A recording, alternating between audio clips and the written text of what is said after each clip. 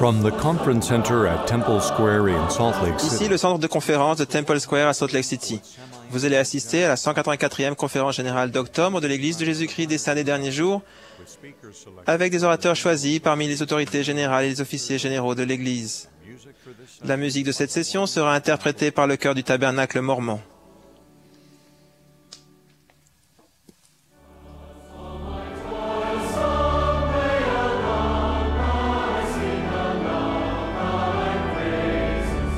this broadcast is furnished as a public service Cette by émission est diffusée à titre de service public par Bonneville Distribution. Toute reproduction, enregistrement, transcription ou autre utilisation de cette émission sans autorisation écrite est interdite.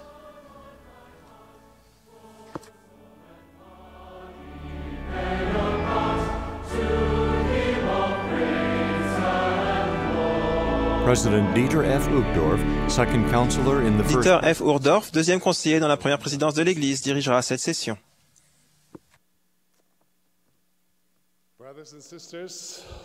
Frères et sœurs, nous vous souhaitons la bienvenue à la 4e session de la 184e conférence générale d'octobre de l'Église de Jésus-Christ des Saints des Derniers Jours. Thomas S. Monson, qui préside cette conférence, m'a demandé de diriger cette session. Nous adressons nos salutations et donnons notre bénédiction aux personnes du monde entier qui suivent cette session à la radio, à la télévision, sur l'Internet ou par satellite. Nous saluons la présence des autorités générales et officiers généraux qui assistent à cette conférence ce matin. La musique de cette session sera interprétée par le chœur du Tabernacle sous la direction de Mac Wilberg avec Andrew Unsworth et Clay Christensen à l'orgue. Le chœur a ouvert cette réunion en chantant « Sing Praise to Him » et interprétera maintenant « Que chacun de tout son cœur ». Ensuite, Don R. Clark, des 70, fera la prière d'ouverture. Il sera suivi par le chœur qui chantera « Au grand prophète ».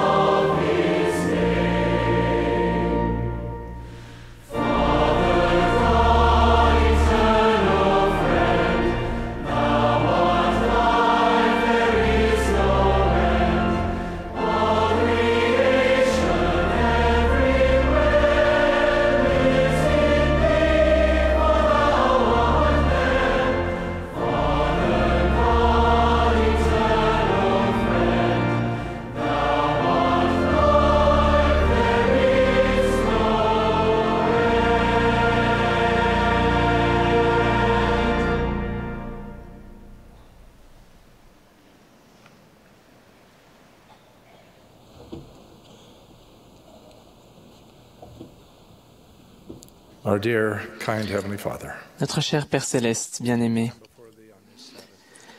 en ce jour de sabbat, ce magnifique jour de sabbat, nous venons à toi avec reconnaissance pour toutes les bénédictions que tu déverses sur ton Église. Nous te remercions pour ce magnifique centre de conférence et pour toutes les bénédictions que nous recevons. Nous sommes reconnaissants pour l'expiation de ton Fils Jésus-Christ, qui nous permet d'avoir accès à au repentir et aux familles éternelles. Nous te remercions pour notre prophète, Thomas S. Monson. Nous sommes reconnaissants pour le prophète Joseph Smith. Et en ce jour, nous te demandons de nous bénir pour que nous puissions être inspirés, que nous puissions savoir quoi faire pour mettre nos vies en conformité avec ta volonté. Nous te prions pour les orphelins, les veuves, et nous te demandons de nous aider à être des réponses à leurs prières. Nous te prions de bénir notre prophète, sa famille, ses conseillers et le Collège des 12. Nous te prions tout particulièrement pour les missionnaires à travers le monde. Veuille les bénir et les protéger. Et aide-nous, nous, en tant que membres, à les soutenir et les aider dans la grande tâche de trouver tes enfants. Et nous te demandons tout cela au nom de ton Fils Jésus-Christ. Amen.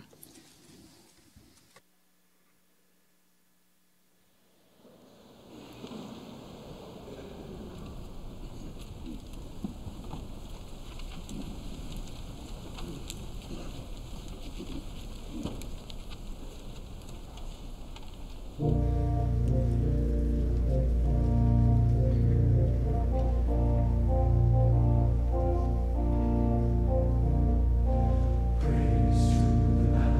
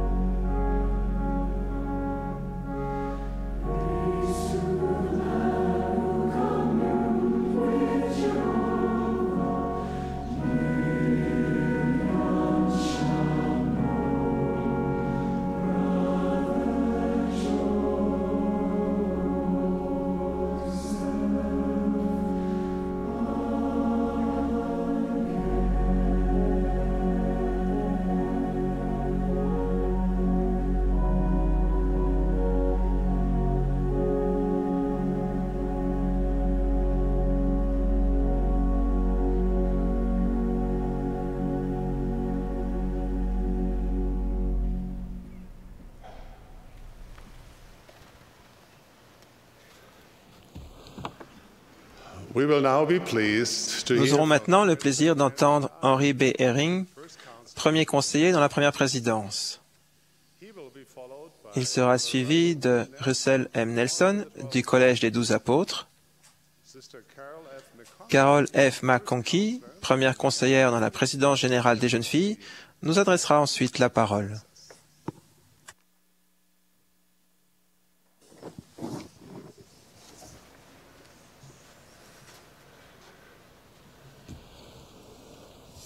Mon espoir aujourd'hui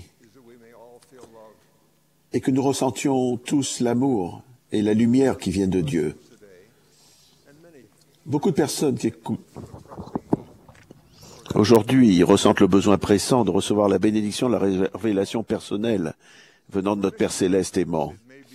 Pour les présidents de mission, il peut s'agir d'une prière fervente pour savoir comment encourager un missionnaire en difficulté. Pour un père ou une mère, dans un endroit du monde ravagé par la guerre, ce sera le besoin désespéré de savoir s'ils doivent partir avec leur famille pour chercher la sécurité ou rester où ils sont. Des centaines de présidents de pieux et d'évêques prient en ce moment pour savoir comment aider le Seigneur à secourir une brebis perdue. Et pour un prophète, ce sera de savoir ce que le Seigneur veut qu'il dise à l'Église et à un monde qui est dans la tourmente. Nous savons tous que le jugement de l'homme et son raisonnement logique ne suffisent pas pour répondre aux questions qui importent le plus dans la vie. Nous avons besoin de la révélation de Dieu.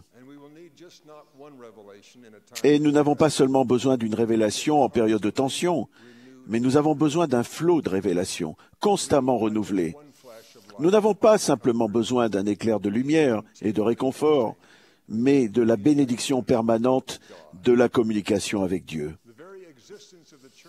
L'existence même de l'Église est due à un jeune garçon qui savait que c'était vrai. Le jeune Joseph Smith savait qu'il ne pouvait pas savoir par lui-même à quelle Église se joindre. Il s'est donc adressé à Dieu, comme le livre de Jacques lui disait qu'il pouvait le faire. Dieu le Père et son Fils bien-aimé sont apparus dans un bosquet. Ils ont répondu à la question dont la résolution dépassait les capacités de Joseph. Ensuite, non seulement il a été appelé par Dieu pour établir la véritable Église de Jésus-Christ, mais avec cela, il a aussi rétabli le pouvoir de susciter la présence du Saint-Esprit afin que la révélation venant de Dieu soit continue. Le président Boyd K. Packer a décrit comme suit cette marque qui permet d'identifier la véritable Église. Je cite, « La révélation continue dans l'Église, le prophète la recevant pour l'Église, le président pour son pieu, sa mission ou son collège, l'évêque pour sa paroisse, le père pour sa famille, l'individu pour lui-même. » Fin de citation. Ce merveilleux processus de la révélation commence, finit et continue lorsque nous recevons la révélation personnelle. Prenons l'exemple du grand Néphi, le fils de Léhi. Son père a eu un songe. Des personnes de la famille de Néphi ont considéré que le songe de Léhi était une preuve de confusion mentale. Dans le songe, Dieu commandait au fils de Léhi de courir le risque terrible de retourner à Jérusalem pour chercher les plaques qui contenaient la parole de Dieu, afin qu'ils puissent l'emporter avec eux dans leur voyage avec la terre promise. Nous citons souvent la déclaration courageuse de Néphi lorsque son père lui a demandé de retourner à Jérusalem. Vous connaissez les paroles. Je cite, « J'irai et je ferai la chose que le Seigneur a commandée. » Fin de citation. Les Écritures disent que quand Léhi a entendu Néphi les prononcer, il se réjouit extrêmement. Il était content parce qu'il savait que Néphi avait eu la bénédiction de recevoir par révélation la confirmation que son songe était une communication authentique venant de Dieu. Néphi n'a pas dit « J'irai, je ferai la chose que mon père m'a demandé de faire ». Non, il a dit « J'irai et je ferai la chose que le Seigneur a commandée ». Votre expérience dans votre propre famille vous permet de savoir aussi pourquoi Léhi s'est réjoui extrêmement. Sa joie venait de ce qu'il savait que Néphi avait reçu une révélation de confirmation. De nombreux parents ont fixé des règles familiales précisant l'heure à laquelle un adolescent doit rentrer le soir. Mais imaginez la joie d'un parent qui apprend, comme l'un d'eux l'a appris il y a quelques semaines seulement, que sa fille, qui venait de quitter le domicile parental, s'est fixée elle-même un couvre-feu et qu'elle respecte aussi le sabbat, comme on le lui a enseigné chez elle. La révélation d'un parent a un effet durable sur la révélation personnelle qui continue chez l'enfant.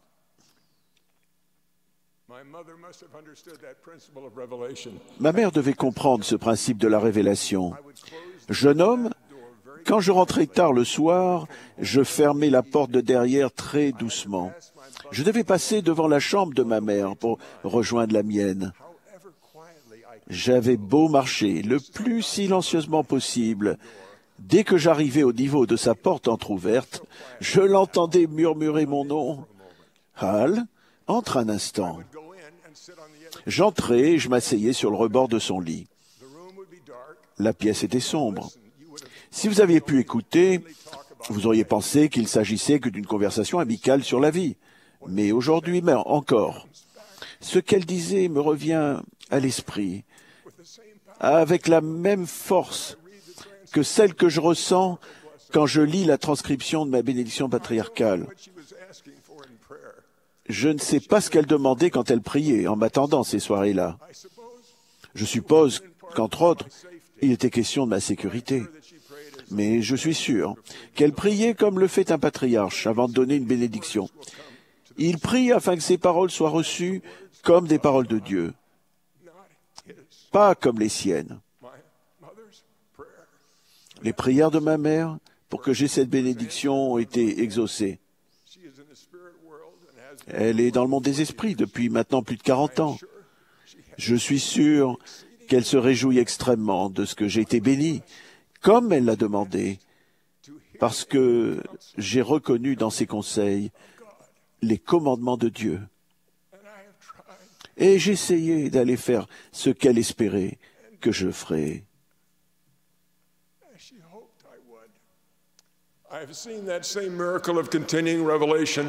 J'ai vu le même miracle de la révélation continue chez des présidents de pieux et des évêques de l'Église. Et comme c'est le cas de la révélation aux chefs de famille, la valeur de la révélation dépend du fait que ceux qui sont dirigés reçoivent eux aussi une révélation de confirmation. J'ai vu le miracle de la révélation après la rupture du barrage de la Teton River en Idaho en 1976. Vous êtes nombreux à savoir ce qui s'est passé. Mais l'exemple de révélation continue qu'a reçu un président de pieux pourrait être une bénédiction pour nous tous dans les jours prochains. Des milliers de personnes ont été évacuées quand leur maison a été détruite. La direction des secours a reposé sur les épaules d'un président de pieux local, infirmier. J'étais dans une salle de classe à l'université Ricks College à peine quelques jours après la catastrophe. Un responsable du bureau fédéral des catastrophes est arrivé. Ses adjoints et lui sont entrés dans la grande salle où le président de pieux avait rassemblé les évêques, ainsi que des ministres locaux d'autres religions. J'étais là parce que de nombreux survivants étaient soignés et hébergés sur le campus universitaire dont j'étais le président. Quand la réunion a commencé, le représentant du bureau fédéral des catastrophes s'est levé et a commencé à dire d'une voix autoritaire ce qu'il fallait faire. Une fois qu'il a eu indiqué les 5 ou 6 tâches qu'il qualifiait d'essentielles, le président de pieux a répondu calmement. Nous avons déjà fait tout cela.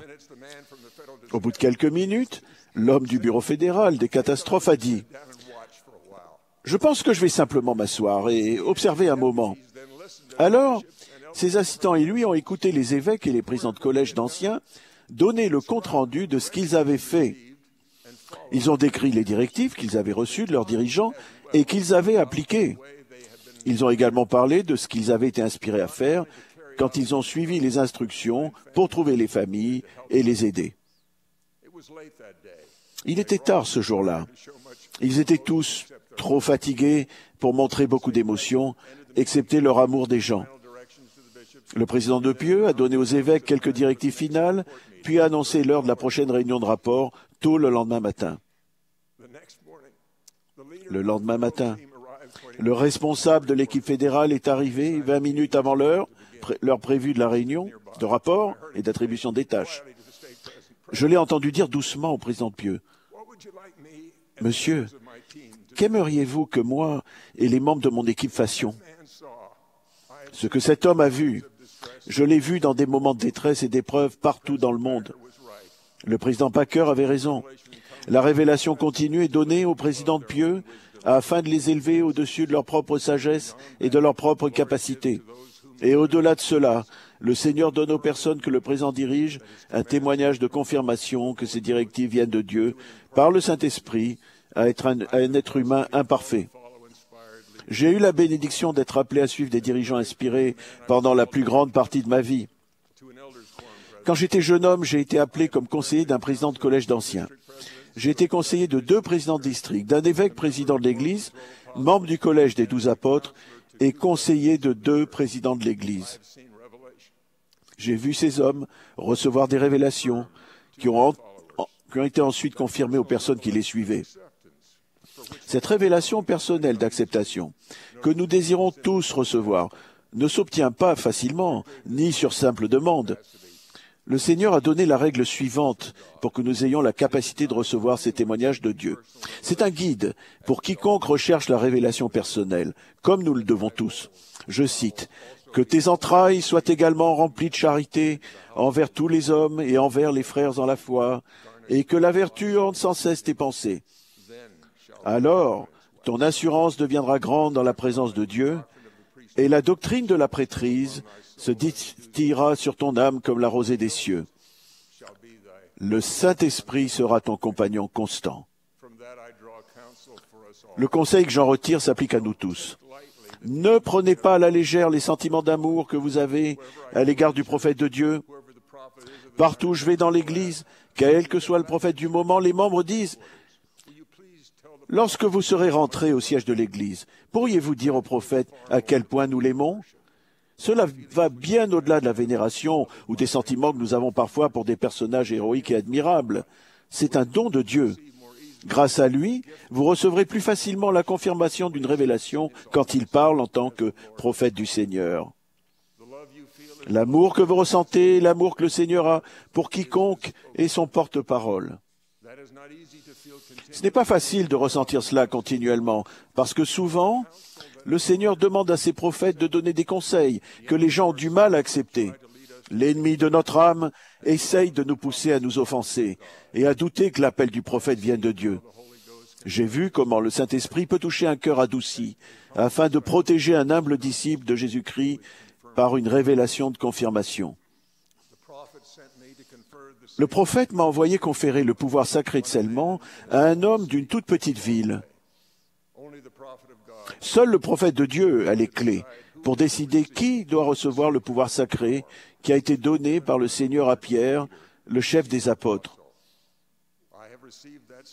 J'ai reçu ce même pouvoir de scellement, mais ce n'est que sous la direction du président de l'Église que je peux le conférer à quelqu'un d'autre. Donc, dans une salle de culte, loin de Salt Lake City, j'ai posé mes mains sur la tête d'un homme choisi par le prophète pour recevoir le pouvoir de scellement. Ses mains portaient les marques d'une vie passée à cultiver la terre pour une maigre subsistance. Sa toute petite femme était assise près de lui. Elle aussi portait les marques d'années de dur labeur aux côtés de son mari. J'ai prononcé les paroles données par le prophète, par l'autorité et la responsabilité qui m'ont été déléguées par, et ensuite le nom du prophète, détenant toutes les clés de la prêtrise sur la terre actuellement, je confère le pouvoir de scellement à, et j'ai prononcé son nom, et le nom du temple dans lequel il allait être scelleur. Les larmes ont ruisselé sur ses joues. J'ai vu que sa femme pleurait aussi. J'ai attendu qu'il se calme. J'ai attendu. Elle s'est levée et s'est avancée vers moi. Elle m'a regardé, puis a dit timidement qu'elle était heureuse, mais triste aussi. Elle a dit qu'elle avait aimé aller au temple, Elle avait tant aimé aller au temple avec son mari, mais que maintenant, elle avait le sentiment qu'elle ne devait pas aller avec lui parce que Dieu l'avait choisi pour une responsabilité glorieuse et sacrée. Puis elle a dit qu'elle ne se sentait pas à la hauteur pour être sa compagne dans le temple parce qu'elle ne savait ni lire ni écrire. Je lui ai assuré que ce serait un honneur pour son mari qu'elle l'accompagne dans le temple parce qu'elle avait une grande force spirituelle. Du mieux que je pouvais avec ma connaissance limitée de sa langue, je lui ai dit que Dieu lui avait révélé des choses qui dépassaient toute instruction terrestre. Elle savait par le don de l'Esprit de Dieu que Dieu avait accordé sa confiance divine à son mari, qu'elle aimait par l'intermédiaire de son prophète. Elle savait personnellement que les clés qui permettent de donner ce pouvoir de scellement étaient détenues par un homme qu'elle n'avait jamais vu, mais dont elle savait personnellement qu'il était le prophète vivant de Dieu. Elle savait, sans qu'aucun témoin vivant le lui ait dit, que le prophète avait prié concernant le nom de son mari. Elle savait personnellement que Dieu l'avait appelé. Elle savait aussi que les ordonnances que son mari allait accomplir uniraient des gens pour l'éternité dans le royaume céleste. Elle a eu la confirmation dans son esprit et son cœur que la promesse que le Seigneur a faite à Pierre continuait de s'appliquer dans l'Église. Ce que tu liras sur la terre sera lié dans les cieux. Elle savait cela personnellement, par révélation de Dieu.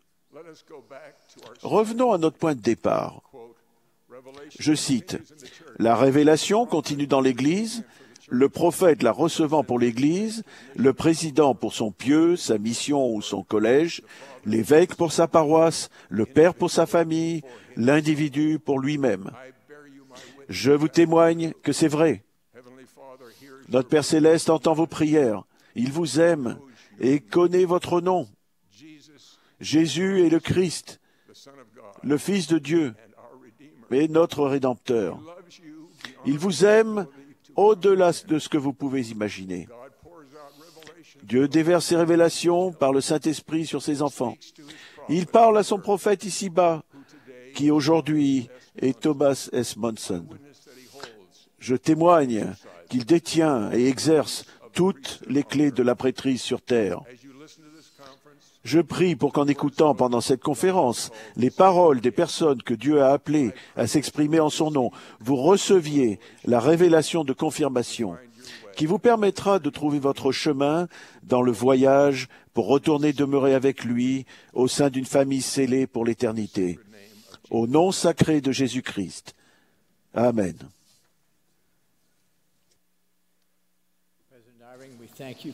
Président Eyring, nous vous remercions pour votre message inspirant. Mes chers frères et sœurs, nous vous remercions de votre foi et de votre dévouement.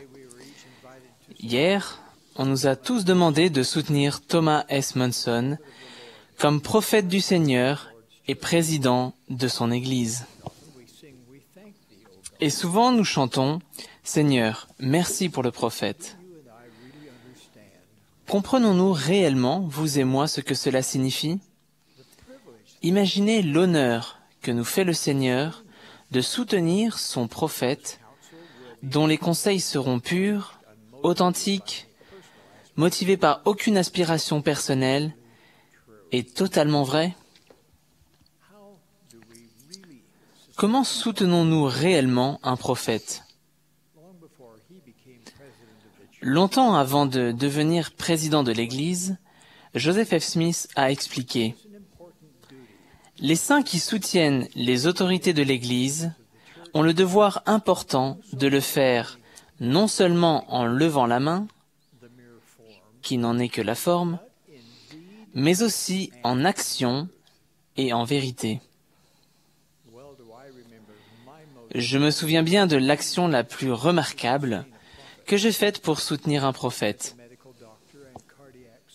Quand je pratiquais la médecine et étais chirurgien cardiaque, j'ai eu la responsabilité de pratiquer, en 1972, une opération à cœur ouvert sur le président Kimball, à l'époque où il était président suppléant du Collège des 12 apôtres.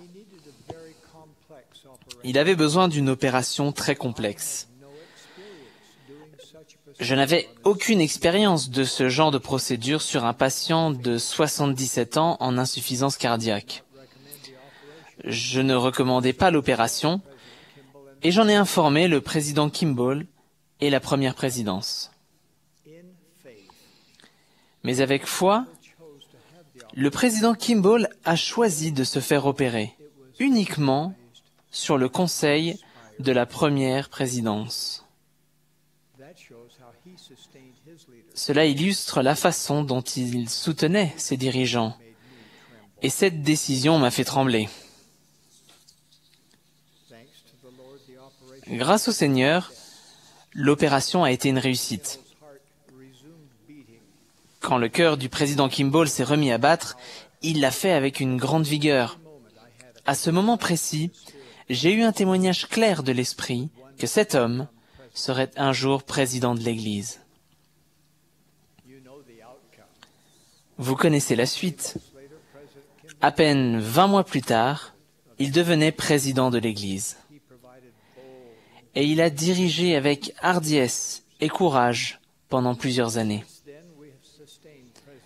Depuis, nous avons soutenu Ezra Taft Benson, Howard W. Hunter, Gordon B. Hinckley et aujourd'hui Thomas S. Monson comme président de l'Église.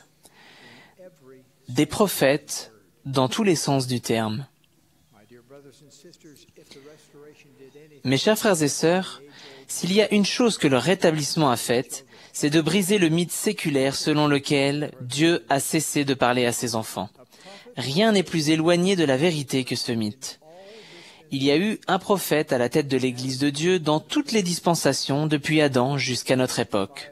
Les prophètes témoignent de Jésus-Christ, de sa divinité, de sa mission et de son ministère terrestre. Nous honorons Joseph Smith comme étant le prophète de cette dernière dispensation. Et nous honorons chaque homme qui lui a succédé comme président de l'Église. Lorsque nous soutenons les prophètes et les autres dirigeants, nous en appelons à la loi du consentement commun, car le Seigneur a dit « Il ne sera donné à aucun homme d'aller prêcher mon évangile ou d'édifier mon Église s'il n'est ordonné par quelqu'un qui a l'autorité et dont l'Église sait qu'il a l'autorité et qui a été dûment ordonné par les chefs de l'Église. » Cela nous donne, à nous, membres de l'Église du Seigneur, confiance et foi dans nos efforts pour suivre l'injonction scripturaire d'écouter la voix du Seigneur telle qu'elle est donnée par la voix de ses serviteurs les prophètes. Tous les dirigeants de l'Église du Seigneur sont appelés par l'autorité appropriée. Aucun prophète, ni aucun autre dirigeant ou dirigeante de l'Église, d'ailleurs, ne s'est jamais appelé lui-même ou appelé elle-même. Aucun prophète n'a jamais été élu. Le Seigneur l'a clairement dit, « Ce n'est pas vous qui m'avez choisi, mais moi, je vous ai choisi. » On ne vote pas pour les dirigeants de l'Église de quelque niveau que ce soit. Cependant, il nous est donné le privilège de les soutenir. Les voies du Seigneur sont différentes des voies de l'homme. Les voies de l'homme font que lorsque quelqu'un devient vieux ou infirme, il est écarté de son poste ou du monde professionnel. Mais les voies de l'homme ne sont pas et ne seront jamais celles du Seigneur. Notre soutien aux prophètes est un encouragement personnel à faire tout notre possible pour suivre les priorités qu'ils fixent. Par notre soutien, nous indiquons, comme par serment, que nous reconnaissons que leur appel de prophète est légitime et qu'il nous engage.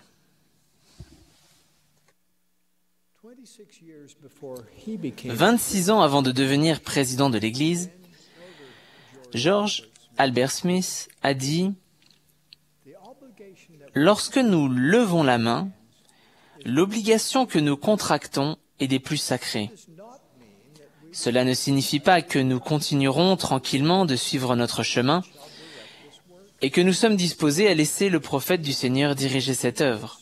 Cela signifie que nous le soutiendrons, que nous prierons pour lui, que nous défendrons sa réputation et que nous nous efforcerons de suivre les instructions que le Seigneur lui demandera de nous donner. Fin de citation. Le Seigneur vivant dirige son Église vivante. Le Seigneur révèle sa volonté pour l'Église à son prophète. Hier, après avoir été invité à soutenir Thomas S. Monson comme président de l'Église, il nous a aussi été donné de le soutenir, lui, les conseillers dans la première présidence et les membres du collège des 12 apôtres, comme prophètes, voyants et révélateurs. Réfléchissez à cela. Nous soutenons 15 hommes comme prophètes de Dieu. Ils détiennent toutes les clés de la prêtrise qui ont jamais été conférées à l'homme dans cette dispensation. L'appel de 15 hommes au saint apostolat est pour nous, membres de l'Église, une grande protection. Pourquoi? Parce que les décisions de ces dirigeants se doivent d'être unanimes. Pouvez-vous imaginer comment l'Esprit doit agir chez 15 hommes pour qu'il y ait unanimité? Ces 15 hommes ont des expériences intellectuelles et professionnelles variées, et leurs opinions diffèrent sur de nombreux sujets. Croyez-moi. Ces 15 hommes, prophètes, voyants et révélateurs, savent quelle est la volonté de Dieu lorsqu'ils parviennent à l'unanimité. Ils sont attachés à veiller à ce que le Seigneur, que la volonté du Seigneur s'accomplisse véritablement. Le Notre Père est le modèle dont chacun de ces 15 hommes s'inspire quand il prie. Que ta volonté soit faite sur la terre comme au ciel. L'apôtre qui a la plus grande ancienneté dans l'apostolat préside. Ce système, fondé sur l'ancienneté, fait que ce sont généralement des hommes plus âgés qui deviennent présidents de l'Église. Cela permet d'avoir une continuité, une maturité chevronnée de l'expérience et une préparation considérable selon ce que guide le Seigneur. L'Église d'aujourd'hui a été organisée par le Seigneur lui-même. Il a mis en place un système de direction remarquable où tout est dédoublé et renforcé. Ce système nous garantit d'être dirigés par un prophète, même si d'inévitables maladies et incapacités surviennent en raison de l'âge. Il y a de multiples contrepoids et protections en place afin qu'aucun homme ne puisse jamais égarer l'Église. Les hauts dirigeants sont constamment instruits afin d'être prêts un jour à siéger dans les plus hauts conseils. Ils apprennent à entendre la voix du Seigneur grâce au murmure de l'Esprit. Quand il était premier conseiller d'Ezra Taft Benson, qui approchait alors de la fin de sa vie dans la condition mortelle, Gordon B. Hinckley a expliqué, je cite, « Les principes et les modalités que le Seigneur a mis en place pour le gouvernement de son Église prévoient l'éventualité de telles circonstances. Il est important qu'il n'y ait aucun doute ou souci à propos de la direction de l'Église et de l'exercice des dons prophétiques, y compris le droit à l'inspiration et à la révélation dans l'administration des affaires et des programmes de l'Église, quand le président est malade ou n'est pas en mesure de remplir pleinement ses fonctions. La première présidence et le conseil des 12 apôtres, appelés et ordonnés pour détenir les clés de la prêtrise, ont l'autorité et la responsabilité de gouverner l'Église, d'en administrer les ordonnances, d'en exposer la doctrine et d'en établir et maintenir les pratiques. Le président Hinckley a ajouté « Quand le président est malade ou n'est pas en mesure de remplir pleinement tous les devoirs de son office, ces deux conseillers fonctionnent ensemble comme un collège de la première présidence. Ils s'occupent du travail quotidien de la présidence. Mais pour toute question de règles, de modalités, de programme ou de doctrine, on a recours à une consultation libre et dans la prière de la première présidence et des 12 ensemble. Fin de citation. L'année dernière, 5e anniversaire de sa présidence de l'Église, Thomas S. Monson a évoqué ses 50 années de service apostolique et a fait la déclaration suivante. Je cite, « L'âge finira par laisser sa marque sur chacun de nous. Cependant, nous joignons notre voix à celle du roi Benjamin qui a dit « Je suis semblable à vous, sujet à toutes sortes d'infirmités de corps et d'esprit. Cependant, j'ai été choisi et consacré par mon Père, et j'ai été gardé et préservé par sa puissance incomparable pour vous servir de tout le pouvoir, de tout l'esprit et de toute la force que le Seigneur m'a accordée. » Mosia 2:11. Le président Monson a ajouté « Malgré les problèmes de santé qui peuvent survenir, malgré les faiblesses du corps ou de l'esprit, nous servons de notre mieux. Je vous assure que l'Église est entre de bonnes mains. Le système établi de conseil de la première présidence et du collège des 12 nous garantit de toujours être en de bonnes mains et que quoi qu'il arrive, nous n'avons nul besoin de nous inquiéter ou de craindre. Notre Sauveur Jésus-Christ, que nous suivons, que nous adorons et que nous servons, est toujours à la barre. » Fin de citation. Frère Monson, merci de ces vérités. Et merci de votre vie de service exemplaire et dévouée. J'aimerais m'exprimer au nom des membres de l'Église du monde entier pour dire notre reconnaissance unanime et sincère.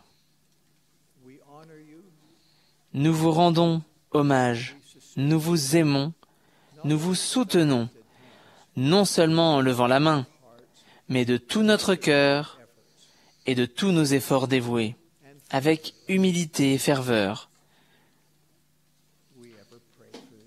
Nous prions pour vous, notre cher prophète. Au nom de Jésus-Christ, Amen.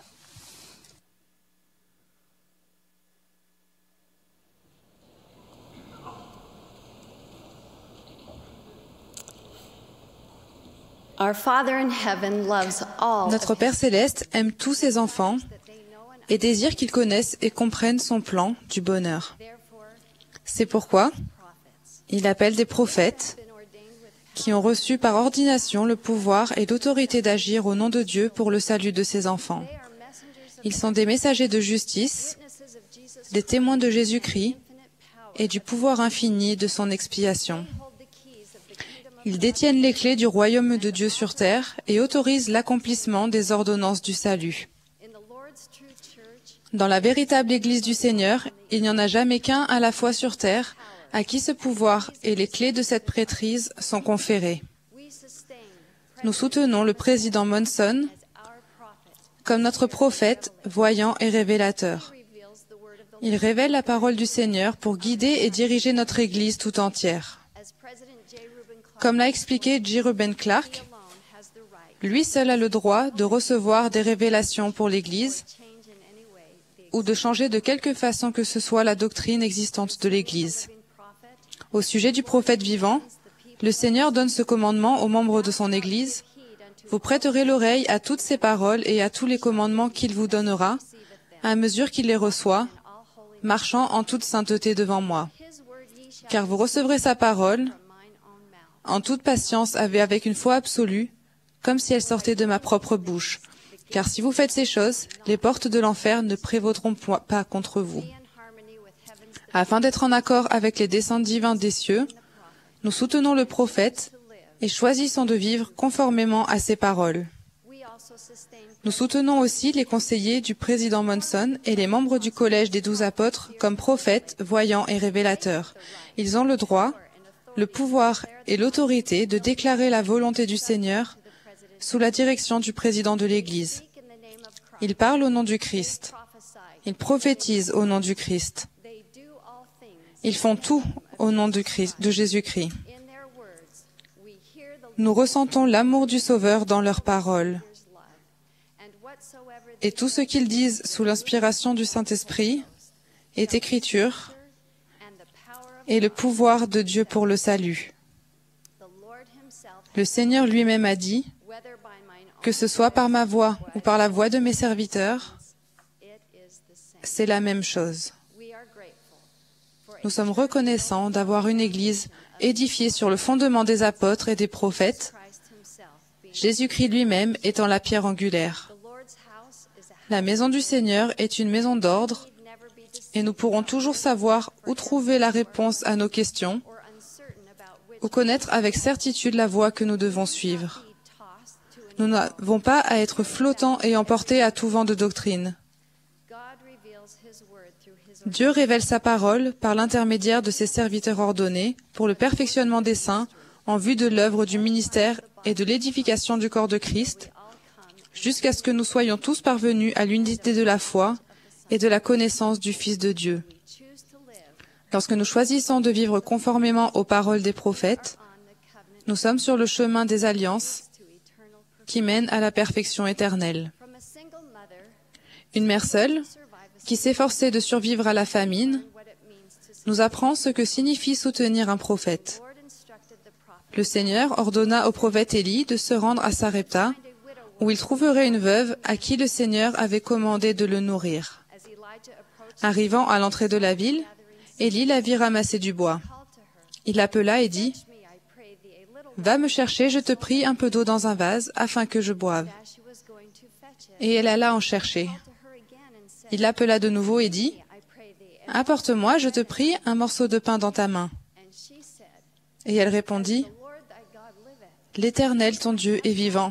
Je n'ai rien de cuit. Je n'ai qu'une poignée de farine dans un pot et un peu d'huile dans une cruche.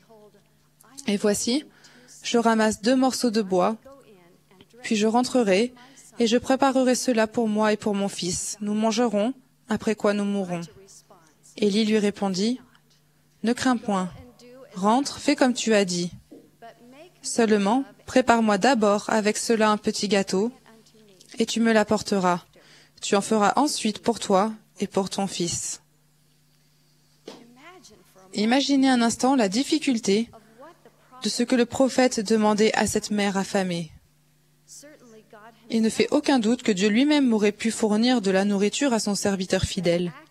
Mais, agissant au nom du Seigneur, Élie fit ce qu'on lui avait ordonné, à savoir demander à une fille bien-aimée de Dieu de tout sacrifier pour nourrir le prophète. Seulement, Élie promit aussi une bénédiction en cas d'obéissance. Car ainsi parle l'Éternel, le Dieu d'Israël, « La farine qui est dans le pot ne manquera point, et l'huile qui est dans la cruche ne diminuera point. » Le Seigneur a donné à la veuve la possibilité de choisir de croire et d'obéir aux paroles du prophète. Dans un monde menacé par une famine de justice et de spiritualité, nous avons reçu le commandement de soutenir le prophète. Lorsque nous écoutons attentivement les paroles du prophète, les soutenons et les affirmons, nous témoignons que nous avons la foi de nous soumettre humblement à la volonté, à la sagesse et au calendrier du Seigneur. Nous écoutons la parole du prophète même lorsqu'elle nous paraît déraisonnable, inopportune et dérangeante. Selon les critères du monde, suivre le prophète peut être impopulaire, politiquement incorrect ou socialement inacceptable. Cependant, c'est toujours la bonne chose à faire. Autant les cieux sont élevés au-dessus de la terre, autant mes voix sont élevées au-dessus de vos voix, et mes pensées au-dessus de vos pensées. Confie-toi en l'Éternel de tout ton cœur, et ne t'appuie pas sur ta sagesse. Le Seigneur honore et favorise les personnes qui écoutent les directives du prophète. Quant à la veuve de Sarepta, son obéissance à Élie lui a sauvé la vie, et en fin de compte, elle a aussi sauvé la vie de son fils. Comme le prophète l'avait promis, pendant longtemps, elle eut de quoi manger, elle et sa famille, aussi bien qu'Élie, selon la parole que l'Éternel avait prononcée par Élie. Le Seigneur prend soin des personnes qui lui font confiance. Les paroles des prophètes sont comme la manne pour notre âme. Lorsque nous les recevons, nous sommes bénis, protégés et préservés temporellement et spirituellement. Quand nous nous faisons un festin de leurs paroles, nous apprenons comment aller au Christ et vivre. Bruce R. McConkie a écrit qu'à travers les paroles des prophètes, le Seigneur révèle la vérité du salut, le salut qui est en Christ, et il trace le chemin qui mène à la vie éternelle. Il a ajouté, à chaque époque, le Seigneur donne au peuple les directives dont il a besoin lorsqu'il est en danger. Et il y aura certainement, dans les jours à venir, des moments où seule la sagesse de Dieu, venant des cieux et dispensée par l'intermédiaire des prophètes, sera en mesure de sauver son peuple. Fin de citation. Dans mon cas, les paroles des prophètes que mon instructrice des L'Oréal m'a enseignées m'ont donné la vision de ce que devait être un mariage fondé sur une alliance. Les paroles des prophètes m'ont donné la foi et l'espérance nécessaires pour pouvoir me préparer à un foyer heureux et l'obtenir. L'étude régulière des enseignements des prophètes passés et présents m'a soutenu pendant les années éprouvantes et souvent épuisantes au cours desquelles j'ai porté, éduqué et élevé cet enfant. Les paroles des prophètes rapportées dans les Écritures et qui sont enseignées à cette chair sont des paroles de réconfort, d'amour, de force et de joie qui s'appliquent à chacun de nous. Lorsque nous écoutons ces paroles, nous bâtissons notre foyer et notre vie sur une fondation à jamais sûre, le roc de notre Rédempteur qui est le Christ, le Fils de Dieu, afin que lorsque le diable enverra ses vents puissants, oui, ses traits dans le tourbillon, oui, lorsque toute sa grêle et sa puissante tempête s'abattront sur nous, cela n'ait aucun pouvoir sur nous pour nous entraîner en bas jusqu'à la misère et au malheur sans fin. Nous avons un choix à faire. Nous pouvons choisir de ne pas tenir compte des paroles du Christ prononcées par ses serviteurs ordonnés, de les prendre à la légère, de les fouler aux pieds ou de nous rebeller contre elles. Mais le Seigneur a enseigné que les gens qui agissent ainsi seront retranchés du peuple de son alliance. Si nous lisons et étudions, en nous aidant de la prière, la parole sacrée des prophètes, ayant foi au Christ avec une intention réelle, le Saint-Esprit déposera la vérité dans notre esprit et dans notre cœur. Puissions-nous ouvrir les oreilles afin d'entendre, le cœur afin de comprendre et l'esprit afin que les mystères de Dieu soient dévoilés à notre vue.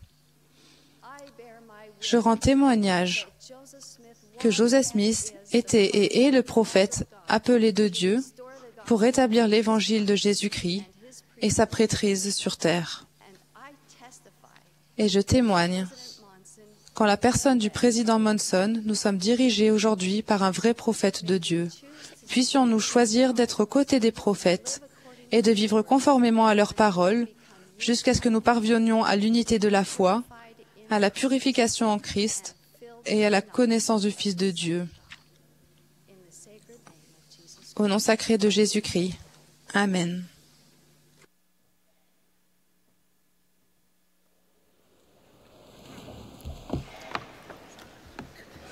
Le chœur et l'assemblée vont maintenant se lever et chanter ensemble « Vrais disciples du Seigneur ». Après ce chant, nous entendrons Robert D. Hales du Collège des 12 apôtres. Il sera suivi de James G. Amula des 70. Après son discours, le chœur chantera « Softly and Tenderly ».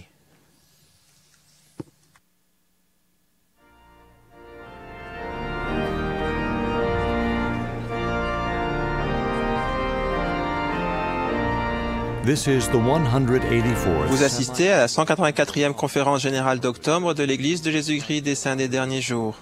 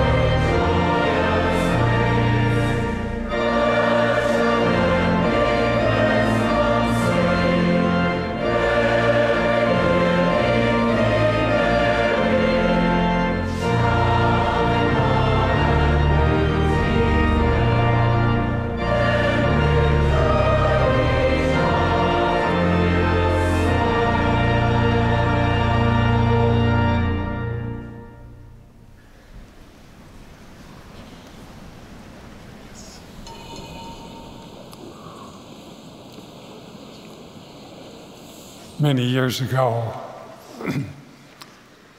I took the opportunity to study J'ai saisi l'occasion d'étudier le dernier témoignage des prophètes de chaque dispensation. dispensation.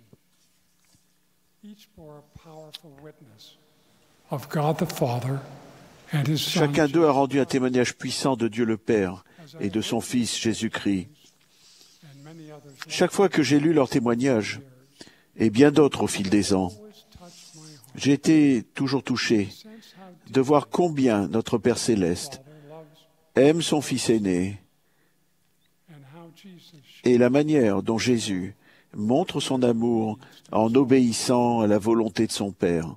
I testify Je témoigne when we do que what is necessary si nous faisons le nécessaire pour les connaître, and know their love, eux et leur amour l'un pour l'autre, we'll obtain the greatest of all, nous obtiendrons le plus grand de tous les dons de Dieu, even eternal life. la vie éternelle.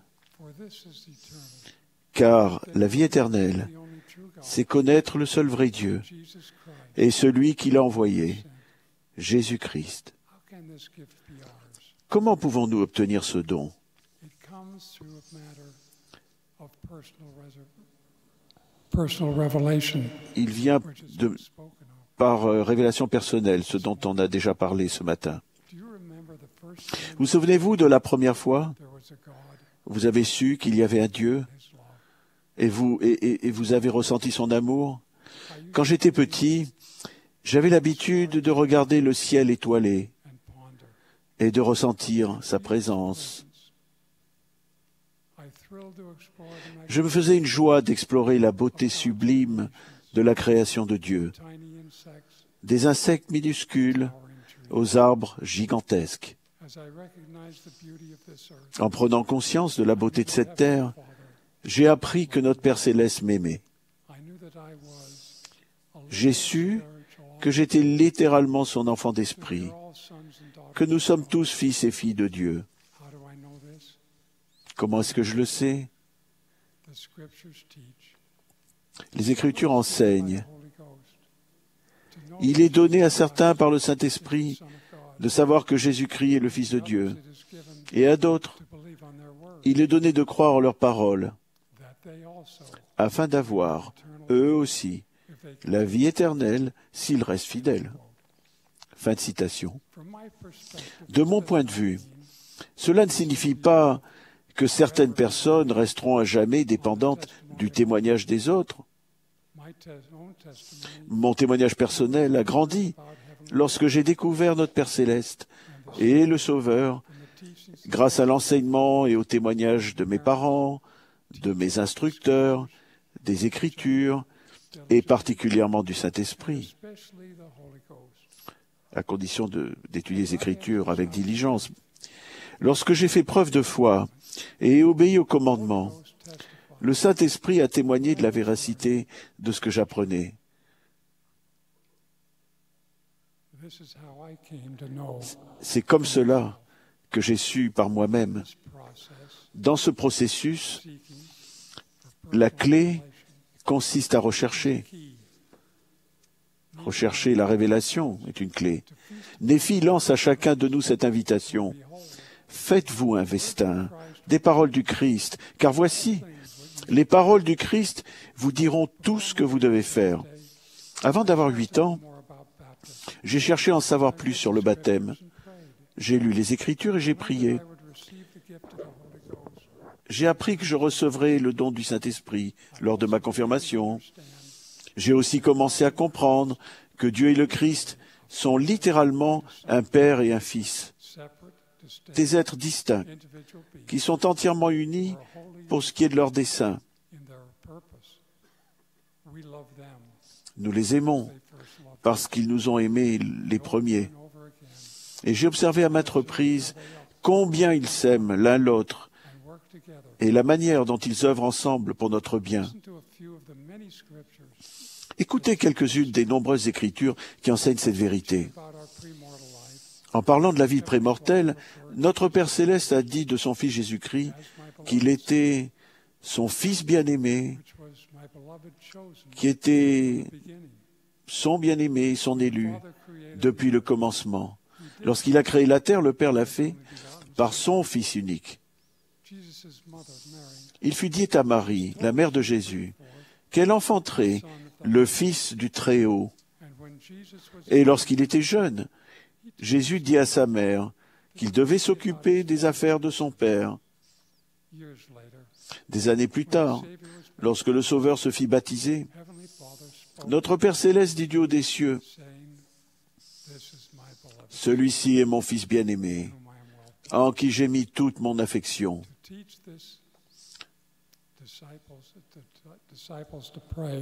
Pour apprendre à ses disciples à prier, Jésus prononça ces paroles.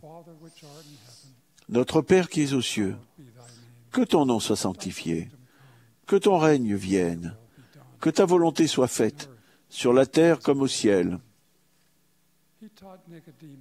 Il enseigna à Nicodème que Dieu a tant aimé le monde qu'il a donné son Fils unique. Et il expliqua ses miracles en disant, « Le Fils ne peut rien faire de lui-même. Il ne fait que ce qu'il voit faire au Père. Et tout ce que le Père fait, le Fils aussi le fait pareillement. » Fin de citation.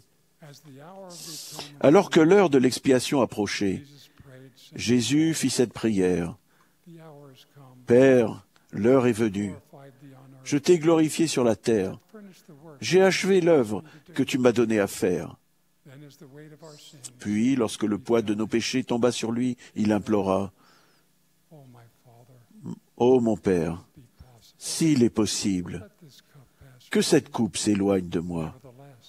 Toutefois, non pas ce que je veux, mais ce que tu veux. » Au cours de ces derniers instants sur la croix, Jésus fit cette prière. « Père, pardonne-leur, car ils ne savent pas ce qu'ils font. » Puis il s'écria, « Père, je remets mon esprit entre tes mains. » Puis il rendit visite aux esprits des gens qui étaient morts dans le monde des esprits, pour leur donner le pouvoir de se lever, après sa résurrection d'entre les morts, pour entrer dans le royaume de son Père. Après sa résurrection, le Sauveur apparut à Marie de Magdala et lui dit, « Je monte vers mon Père et votre Père. » Lorsque Jésus rendit visite aux gens sur le continent américain, son Père le présenta, disant, « Voici mon Fils bien-aimé, en qui je me complais, en qui j'ai glorifié mon nom. » Lorsqu'il descendit et se tint au milieu des gens, Jésus se présenta disant, « Voici, je suis Jésus-Christ.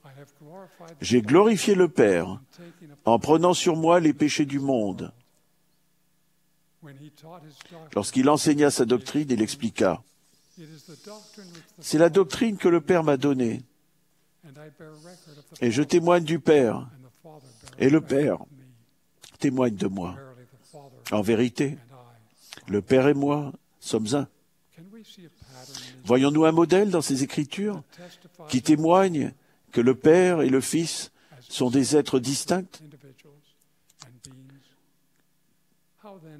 Comment peuvent-ils alors être un? Ce n'est pas parce qu'ils sont la même personne, mais parce qu'ils sont unis pour ce qui est de leur dessein, dévoués de la même manière à la réalisation de l'immortalité et de la vie éternelle de l'homme. Jésus est un Dieu. Cependant, il montre constamment qu'il est un être distinct, en priant son Père et en disant qu'il fait la volonté de ce dernier.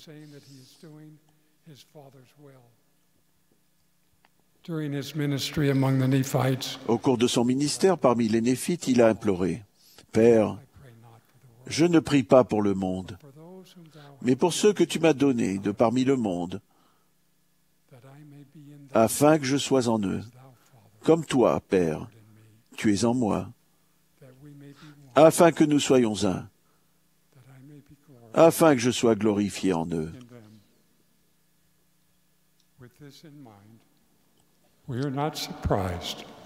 Avec cela, nous ne sommes pas surpris que le rétablissement de l'Évangile ait commencé par l'apparition de deux êtres glorifiés et non pas d'un seul. Joseph Smith, le prophète, témoigna au sujet de sa première vision. L'un d'eux me parla, m'appelant par mon nom, et dit, en me montrant l'autre, « Celui-ci est mon fils bien-aimé, écoute-le. » Le jeune prophète, qui est entré dans ce bosquet animé d'une foi inébranlable, en est ressorti avec la connaissance et le témoignage du seul vrai Dieu et de Jésus-Christ que Dieu avait envoyé.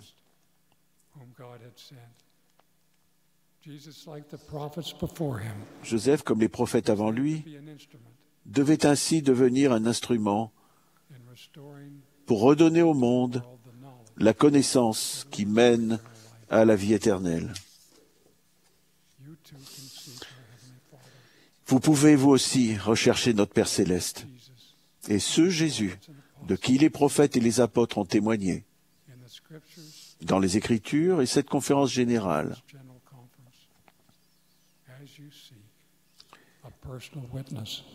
Alors que vous recherchez un témoignage personnel et une révélation personnelle, vous découvrirez alors que notre Père céleste vous a fourni un moyen spécial de connaître la vérité par vous-même, par l'intermédiaire du troisième membre de la divinité, un personnage d'esprit que nous connaissons sous le nom de Saint-Esprit. Et lorsque vous recevrez ces choses, y compris ce dont je vous ai parlé aujourd'hui, je vous exhorte à demander à Dieu, le Père éternel, au nom du Christ, si ces choses ne sont pas vraies. Et si vous demandez d'un cœur sincère, avec une intention réelle, ayant foi au Christ, il vous en manifestera la vérité par le pouvoir du Saint-Esprit. Et par le pouvoir du Saint-Esprit, vous pouvez connaître la vérité de toutes choses. Frères et sœurs, je témoigne que notre Père céleste veut que nous recherchions cette connaissance aujourd'hui. Les paroles du prophète Élaman crient de la poussière. Souvenez-vous, souvenez-vous que c'est sur le roc de notre Rédempteur, qui est le Christ, le Fils de Dieu, que vous devez bâtir votre fondation. Une fondation telle que si les hommes construisent sur elle, ils ne peuvent tomber. En vérité, nous ne tomberons pas. Cette fondation sûre est Jésus-Christ. Il est le roc du ciel. Lorsque nous bâtissons notre maison sur lui, les pluies des derniers jours peuvent s'abattre, les déluges peuvent arriver et les vents peuvent souffler. Mais nous résisterons. Nous ne tomberons pas, car notre foyer et notre famille seront fondés sur le Christ. Je témoigne qu'un tel foyer est une maison de gloire. Nous nous y rassemblons pour prier notre Père céleste, au nom de son Fils bien-aimé, au nom de Jésus-Christ, son Fils bien-aimé. Nous les y glorifions et leur exprimons notre reconnaissance. Nous y recevons le Saint-Esprit et la promesse qu'il nous fait de la vie éternelle, c'est-à-dire la gloire du royaume céleste. Je rends mon témoignage apostolique que notre Sauveur Jésus-Christ vit. Notre Père céleste nous aime et veille sur nous, que nous avons un prophète dans cette dispensation pour nous guider, pour nous diriger. Le Saint-Esprit témoigne que c'est vrai pour celui qui recherche la connaissance. Au nom de Jésus-Christ. Amen.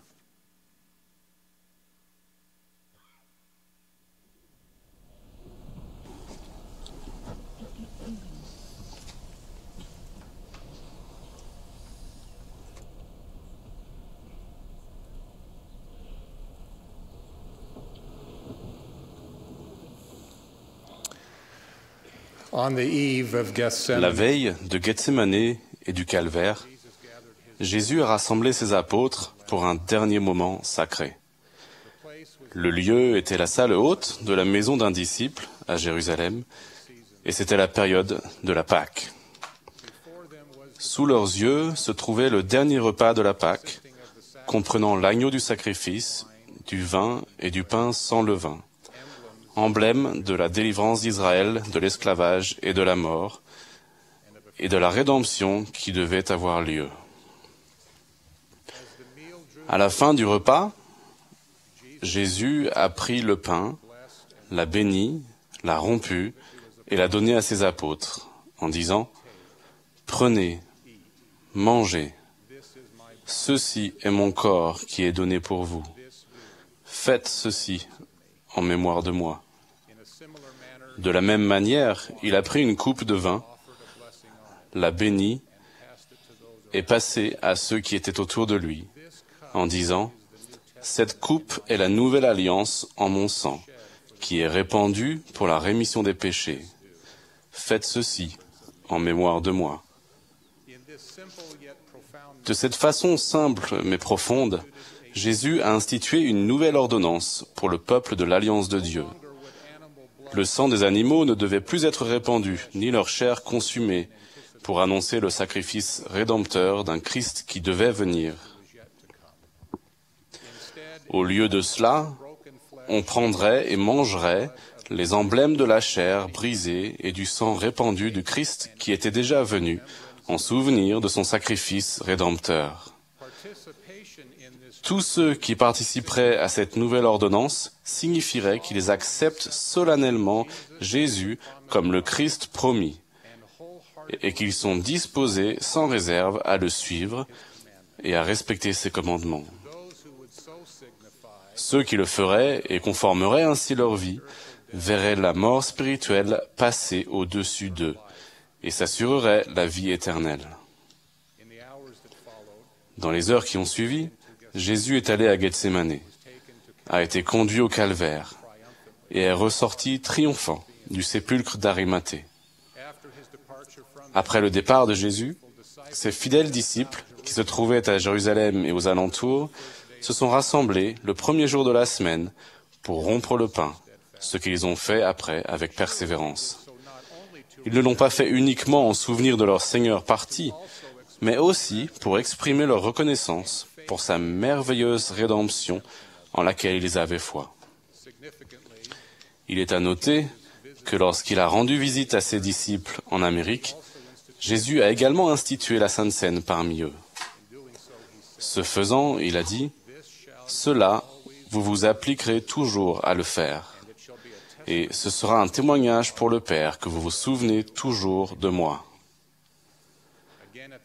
De même, au début du rétablissement, le Seigneur a de nouveau institué la Sainte Seine, nous donnant des instructions similaires à celles qu'il avait données à ses premiers disciples. L'ordonnance de la Sainte Seine a été décrite comme étant l'une des ordonnances les plus saintes et les plus sacrées de l'Église. Elle doit devenir plus sainte et plus sacrée pour chacun de nous. Jésus-Christ lui-même a institué cette ordonnance afin que nous nous souvenions de ce qu'il a fait pour nous racheter et pour nous enseigner comment nous pouvons bénéficier de sa rédemption et ainsi vivre de nouveau avec Dieu.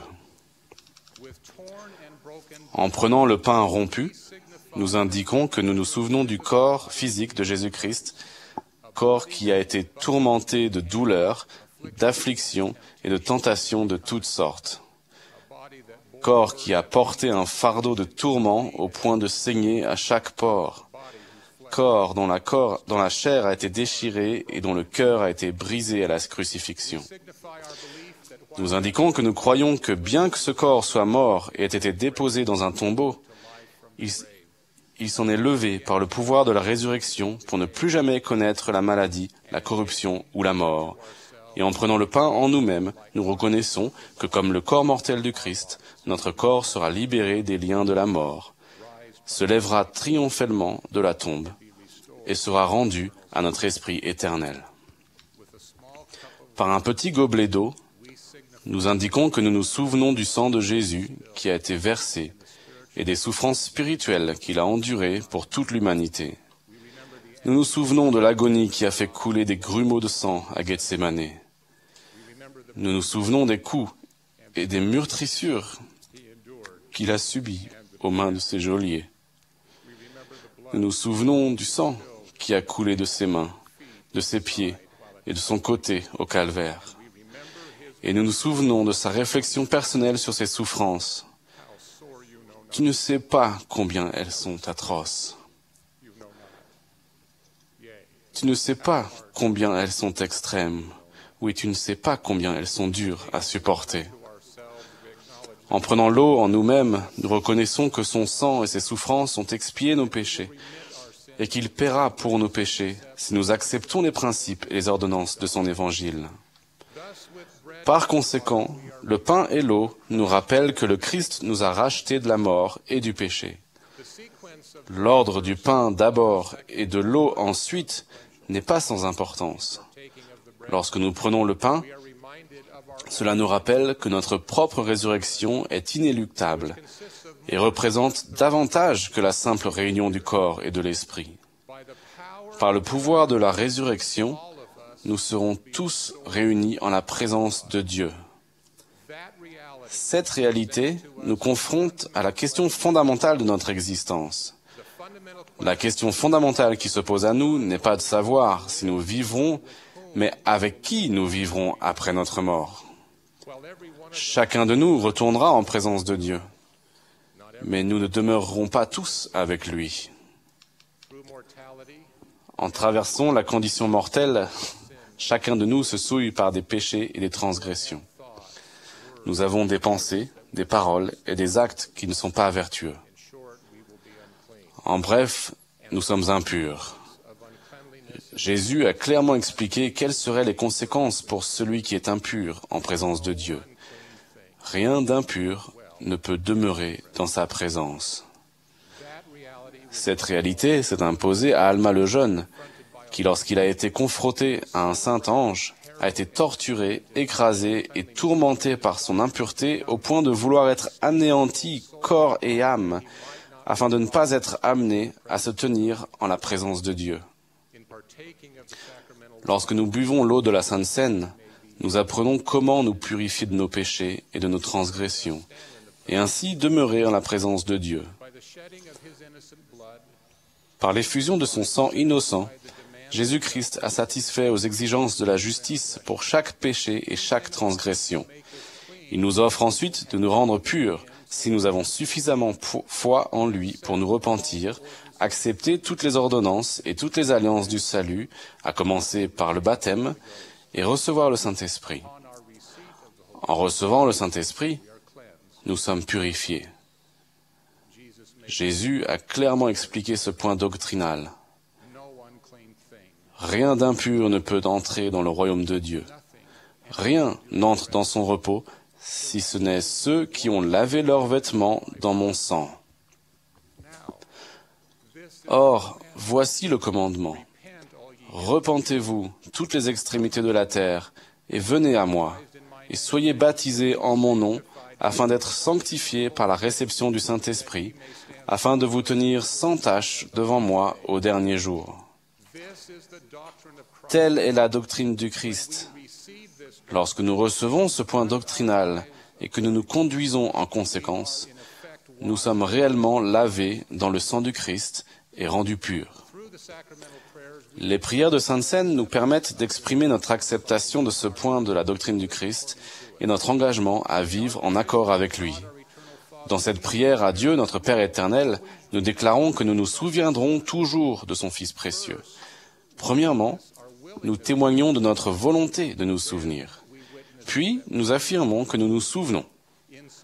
Ce faisant, nous prenons l'engagement solennel d'avoir foi en Jésus-Christ et en sa rédemption qui nous sauve de la mort et du péché. Nous déclarons également que nous garderons ses commandements. C'est un engagement solennel de nous repentir.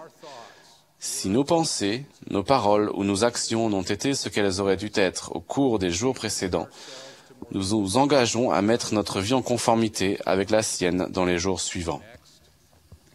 Ensuite, nous déclarons que nous voulons prendre sur nous le nom du Fils. C'est un engagement solennel de nous soumettre à son autorité et d'accomplir son œuvre. qui comprend recevoir pour nous-mêmes chaque ordonnance et alliance salvatrice. Lorsque nous nous engageons à suivre ces principes, nous avons la promesse dans les prières de Sainte Seine d'avoir son esprit avec nous. C'est une bénédiction suprême que de recevoir de nouveau l'esprit, car l'esprit est l'agent qui nous purifie du péché et de la transgression. Frères et sœurs, l'événement le plus important dans le temps et l'éternité est l'expiation de Jésus-Christ. Celui qui a accompli l'expiation nous a donné l'ordonnance de la Sainte Seine, non seulement pour nous aider à nous souvenir de toutes les bénédictions de cet acte suprême de grâce, mais aussi pour nous aider à les mériter. Si nous participons régulièrement et sincèrement à cette ordonnance sacrée, cela nous aide à accepter et à vivre la doctrine du Christ après le baptême et ainsi à poursuivre et achever le processus de sanctification. En effet, l'ordonnance de la Sainte Seine nous aide à persévérer fidèlement jusqu'à la fin et à recevoir la plénitude du Père de la même façon que Jésus l'a reçue, grâce sur grâce.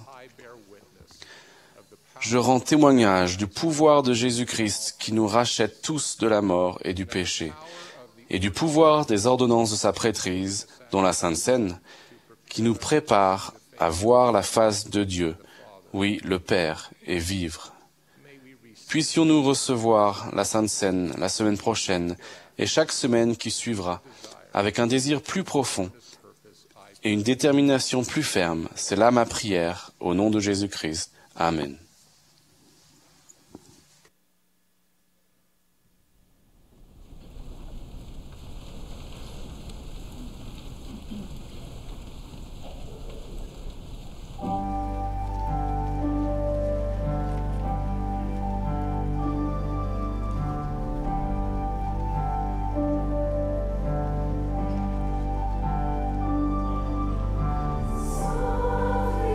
Tenderly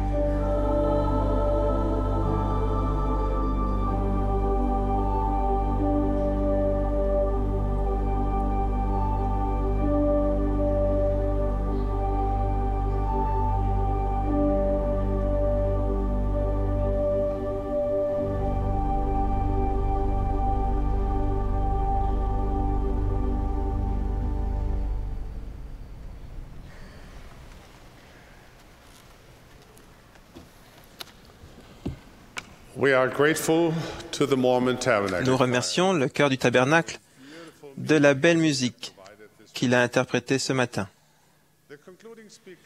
Le dernier orateur de cette session sera Thomas S. Monson, notre prophète bien-aimé. Après son discours, le chœur terminera cette réunion en chantant « Quel fondement ferme ». Ensuite, Rosemary M. Wixom, présidente générale de la primaire, fera la prière de clôture.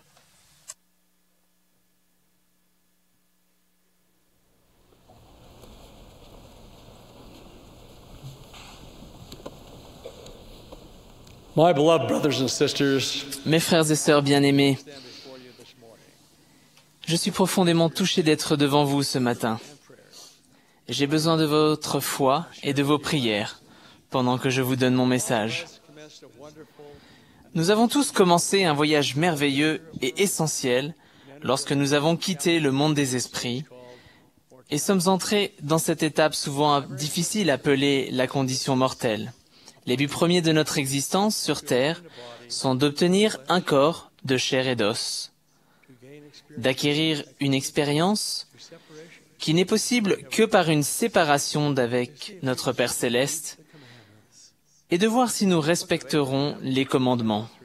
Dans le livre d'Abraham, au chapitre 3, nous lisons « Nous les mettrons ainsi à l'épreuve pour voir s'ils feront tout ce que le Seigneur, leur Dieu, leur commandera. » Quand nous sommes venus sur terre, nous avons apporté avec nous ce grand don de Dieu qu'est le libre arbitre. De milliers de façons, nous avons la possibilité de choisir par nous-mêmes.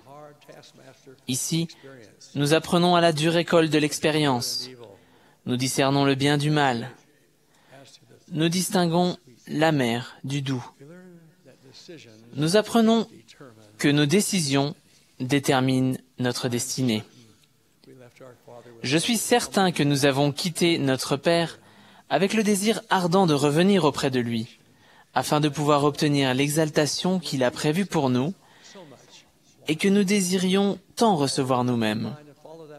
Bien que nous devions trouver et suivre par nous-mêmes ce chemin qui nous ramènera en présence de notre Père Céleste, il ne nous a pas envoyés ici sans directive ni conseil. Au contraire, il nous a donné les outils nécessaires et il nous aidera si nous lui demandons et si nous nous efforçons de faire tout ce qui est en notre pouvoir pour persévérer jusqu'à la fin et obtenir la vie éternelle. Pour nous guider, nous avons les paroles de Dieu et de son Fils dans les Saintes Écritures. Nous avons les recommandations et les enseignements des prophètes de Dieu. Plus important que tout, il nous a été donné un exemple parfait à suivre, celui de notre Seigneur et Sauveur Jésus-Christ. Et nous avons reçu l'instruction de suivre cet exemple. Le Sauveur lui-même a dit « Viens et suis-moi, car les œuvres que vous m'avez vu faire, vous les ferez aussi. » Il a posé la question « Quelle sorte d'homme devriez-vous être ?» À quoi il a répondu « En vérité, je vous le dis, tel que je suis. » Ces pas ont marqué le chemin. Si nous prenons Jésus comme exemple et marchons sur ses pas, nous pourrons retourner sains et saufs auprès de notre Père Céleste et vivre avec lui pour toujours. Le prophète Néphi a dit « Et maintenant, mes frères bien-aimés, je sais par là que si un homme ne persévère pas jusqu'à la fin dans ses efforts pour suivre l'exemple du Fils de Dieu vivant, il ne peut être sauvé. Chaque fois qu'il racontait les expériences qu'il avait vécues en visitant la Terre Sainte, une femme s'exclamait « J'ai marché où Jésus a marché ». Elle était allée près de là où Jésus avait vécu et enseigné. Peut-être s'était-elle assise sur un rocher sur lequel il s'était tenu, ou avait-elle contemplé une chaîne de montagnes qu'il avait regardée autrefois. Ces expériences, en elles-mêmes, étaient palpitantes pour elle, mais marcher physiquement là où Jésus a marché est moins important que marcher comme il a marché. reproduire ses actes et suivre son exemple sont bien plus importants qu'essayer de refaire ce qui reste des sentiers qu'il a foulés dans la condition mortelle. Quand Jésus a lancé à un homme riche l'invitation « Viens et suis-moi », il ne demandait pas simplement à l'homme riche de le suivre par monts et par vaux. Il n'est pas nécessaire que nous allions sur les rives de Galilée ou parmi les collines de Judée pour marcher là où Jésus a marché. Nous pouvons tous marcher sur ses pas. Quand ses paroles résonnant dans nos oreilles, son esprit remplissant notre cœur et ses enseignements dirigeant notre vie, nous choisissons de le suivre pendant notre voyage dans la condition mortelle. Son exemple éclaire le chemin. Il a dit « Je suis le chemin, la vérité et la vie ». Si nous examinons le chemin que Jésus a suivi, nous verrons qu'il l'a mené à travers de nombreuses difficultés comparables à celles que nous connaîtrons dans la vie. Par exemple, Jésus a marché sur le chemin de la déception.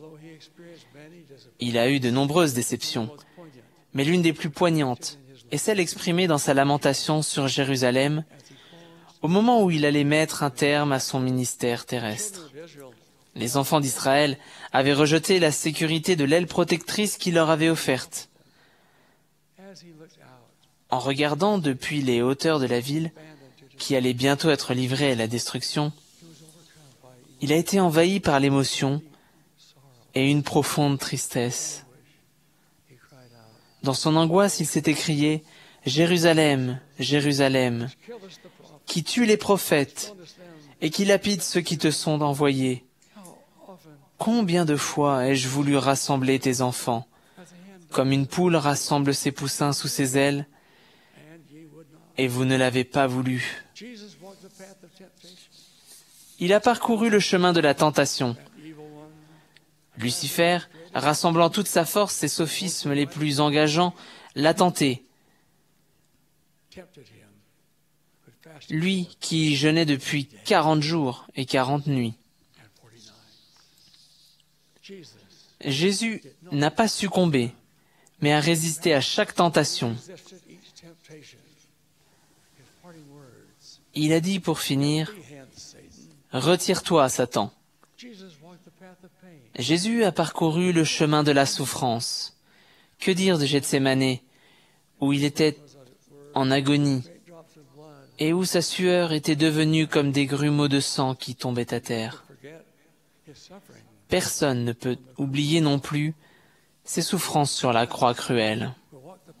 Nous connaîtrons tous le chemin de la déception, peut-être à cause d'une occasion perdue, de la mauvaise utilisation d'un pouvoir, des choix d'un être cher, ou de nos propres choix. Le chemin de la tentation sera aussi commun à chacun. Voici ce que nous lisons dans la 29e section de Doctrine et Alliance. Et il faut que le diable tente les enfants des hommes, sinon ils ne pourraient pas agir par eux-mêmes. De même, nous marcherons sur le sentier de la souffrance. Nous, serviteurs, n'avons pas à craindre de subir davantage que le Maître, qui n'a quitté la condition mortelle qu'après de grandes souffrances. Nous connaîtrons de profonds chagrins le long du chemin. Cependant, nous pouvons aussi trouver une grande joie. Nous pouvons, avec Jésus, suivre le chemin de l'obéissance. Cela ne sera pas toujours facile, mais que notre devise soit celle que Samuel nous a léguée en héritage. Je cite, « Voici, l'obéissance vaut mieux que les sacrifices, et l'observation de sa parole vaut mieux que la graisse des béliers. » Fin de citation. Souvenons-nous que le résultat final de la désobéissance est la captivité et la mort, alors que la récompense de l'obéissance, c'est la liberté et la vie éternelle. Nous pouvons, comme Jésus, suivre le chemin du service. La vie de Jésus, quand il servait parmi les hommes, était un projecteur rayonnant de bonté. Il a apporté la force aux membres des infirmes, la vue aux yeux des aveugles et l'ouïe aux oreilles des sourds. Jésus a emprunté le chemin de la prière. Il nous a enseigné à prier, en nous donnant la belle prière que nous connaissons comme le Notre Père. Et qui peut oublier sa prière à Gethsémanée? Que ma volonté ne se fasse pas, mais la tienne. Nous avons à portée de main, dans les Saintes Écritures, d'autres instructions données par le Sauveur. Dans son serment sur la montagne, il nous dit d'être miséricordieux, humble, juste, d'avoir le cœur pur et d'être des artisans de la paix. Il nous dit de défendre courageusement nos croyances, même lorsqu'on se moque de nous et qu'on nous persécute. Il nous demande de faire briller notre lumière pour que d'autres la voient et désirent glorifier notre Père céleste. Il nous enseigne d'être moralement purs en pensée et en action. Il nous dit qu'il est bien plus important d'amasser des trésors dans les cieux que sur la terre. Ces paraboles enseignent avec pouvoir et autorité. Dans le récit du bon samaritain, il nous enseigne d'aimer et de servir notre prochain. Dans la parabole des talents, il nous enseigne de nous améliorer et de tendre vers la perfection. Dans la parabole de la brebis perdue, il nous dit d'aller au secours des personnes qui ont quitté le chemin et se sont perdues. Il a promis que si nous nous efforçons de mettre le Christ au centre de notre vie, en apprenant sa parole, en suivant ses enseignements et en marchant dans ses pas, nous aurions la vie éternelle qu'il a obtenue par sa mort. Il n'y a pas de fin plus élevée que celle-ci, que nous choisissions d'accepter sa discipline, devenions ses disciples et accomplissions son œuvre tout au long de notre vie. Rien d'autre, aucun autre de nos choix ne peut faire de nous ce que lui peut.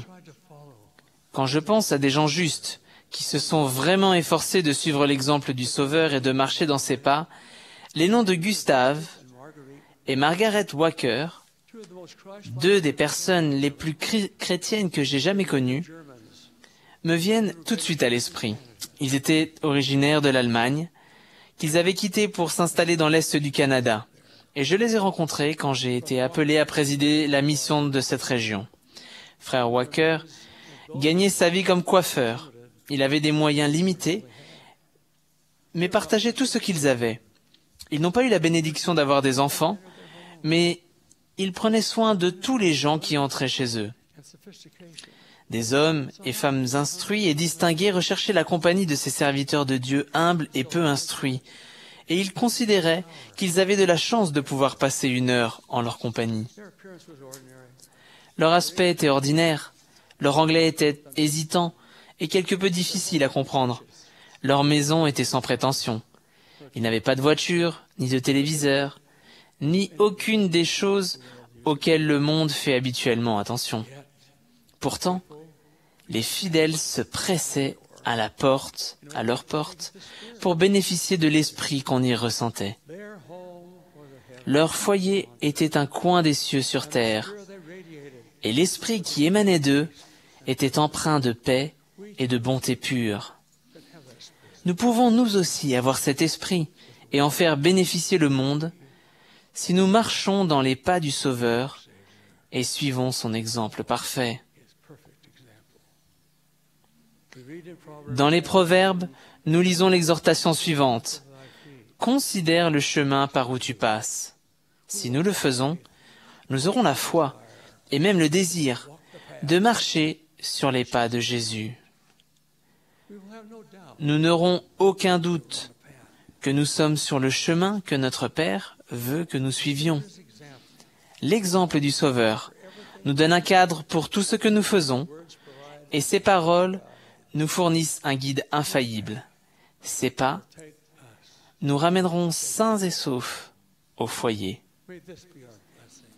Puissions-nous recevoir cette bénédiction, c'est là ma prière, au nom de Jésus-Christ, que j'aime que je sers et dont je rends témoignage. Amen.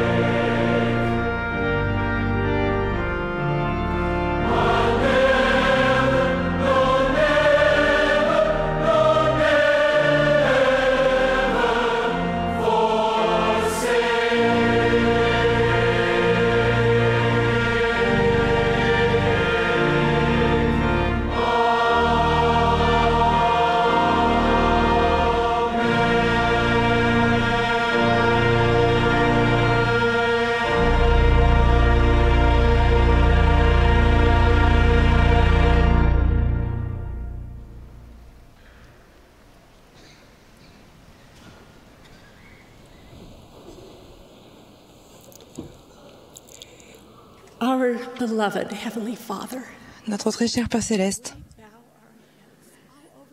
nous baissons nos têtes devant toi à travers le monde, avec beaucoup de reconnaissance pour l'esprit que nous avons reconnu, ressenti, et pour ton Fils Jésus-Christ, pour son sacrifice expiatoire. Il est notre fondation. Nous avons été enseignés au sujet de la Sainte Seine, des bénédictions des prophètes vivants que nous soutenons et que nous aimons. Nous prions pour Président Monson, pour ses conseillers, Nous reconnaissons ta main dans notre vie et nous prions que les sentiments que nous avons ressentis puissent rester avec nous et pour nos familles et nos enfants. Puissions-nous aller et appliquer avec au nom de ton Fils Jésus-Christ. Amen.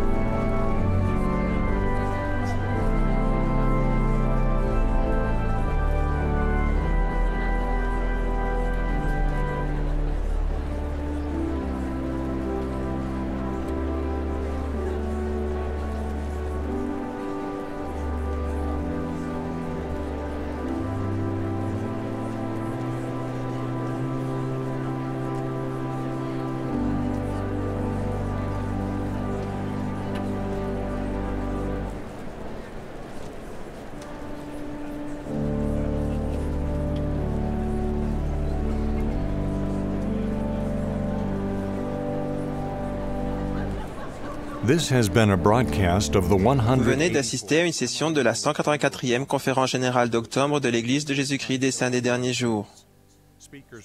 Les orateurs étaient choisis parmi les autorités générales et les officiers généraux de l'Église. La musique était interprétée par le chœur du Tabernacle mormon.